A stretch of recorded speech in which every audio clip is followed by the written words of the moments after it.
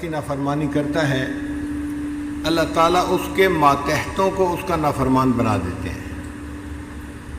آج خاوند شکوہ کرتا ہے کہ بیوی بات نہیں سنتی، بیٹی بات نہیں سنتی، مالک شکوہ کرتا ہے کہ مزدور کام اچھی طرح نہیں کرتے۔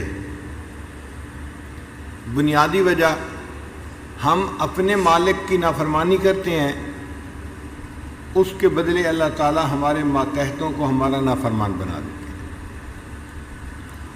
فضیل بن عیاض رحمۃ اللہ علیہ فرمایا کرتے تھے کہ جب کبھی میرا گدھا میری بات ماننے سے انکار کرتا ہے تو میں غور کرتا ہوں کہ مجھ سے کہاں گناہ سرزد ہو گیا جس کا اثر میرے گدھے کے اوپر آ کر پڑا ہے۔ تو آج جو اولاد کے شکوے کرتے ہیں نا، حضرت دعا کریں، بچے تو افلاطون بنے ہوئے ہیں، کوئی سننے کو تیار نہیں ہے بات، ہم اللہ کی بات سننے کو تیار نہیں، اولاد ہماری بات سننے کو تیار نہیں۔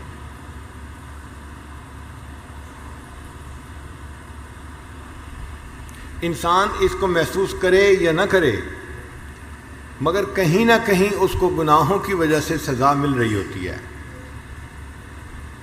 بنی اسرائیل کا ایک عالم تھا، گناہ میں ملوث ہو گیا۔ اب چونکہ عالم تھا وہ ڈرتا بھی تھا، مگر نفس ایسا موٹا تھا کہ وہ گناہ کروا دیتا تھا، تو گناہ کرتا بھی تھا اور ڈرتا بھی تھا کہ کہیں میں سزا میں گرفتار نہ ہو جاؤں۔ 4-6 مہینے اسی طرح گزر گئے۔ ایک دن دعا کرتے ہوئے اس نے دعا مانگی کہ یا اللہ، میں 6 مہینے سے گناہوں میں مبتلا ہوں اور آپ مجھے کتنی ڈھیل دے رہے ہیں کہ ابھی تک آپ نے مجھے سزا نہیں دی۔ تو اللہ تعالیٰ نے اس کے دل میں بات ڈالی کہ میرے بندے سزا تجھے مل رہی ہے، تجھے اس کا احساس نہیں ہے۔ تو وہ بڑا حیران ہوا، مجھے اس گناہ کی کون سی سزا مل رہی ہے؟ تو پھر بتایا گیا کہ جب سے تو نے یہ گناہ کیا ہے، ہم نے رات کے آخری پہر کے مناجات کی لذت سے تمہیں محروم کر دیا ہے۔ پھر اس کو محسوس ہوا کہ جب سے گناہ کرنے لگا ہوں مجھے کبھی دعا مانگتے ہوئے رونا آیا ہی نہیں ہے، دل سخت ہو گیا تھا، آنکھیں خشک ہو گئی تھی۔ وہ اس کو سزا ہی نہیں سمجھ رہا تھا اور اس کو سزا مل رہی تھی۔ یہ کوئی دنیا کا نظام نہیں ہے کہ جس میں خرابی کا اندیشہ ہو، یہ اللہ کا نظام ہے، فول پروف نظام ہے۔ ہم نے دیکھا ہے کہ جن ملکوں میں قانون اتنا سخت نہیں اپلائی ہوتا، وہاں پہ عوام شور مچاتے ہیں۔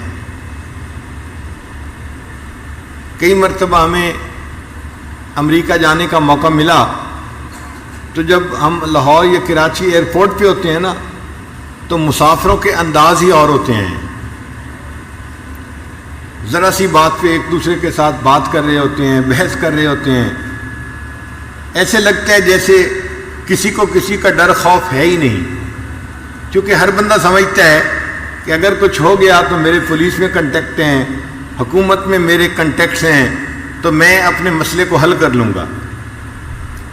اور یہی سواریاں جب جہاز پہ بیٹھتی ہیں اور نیو یارک ایئرپورٹ پہ اترتی ہیں تو ہم نے انہی بندوں کو بڑے غور سے دیکھا، اتنے قانون کے پابند بن جاتے ہیں، کوئی منہ سے بات ہی نہیں نکالتا، اور لائن بنائی ہوئی ہوتی ہے اور آرام سے کھڑے ہوتے ہیں، نہ جلد بازی ہے نہ بحث مباحثہ ہے، سادے سیدھے ہوئے ہوتے ہیں۔ کیوں؟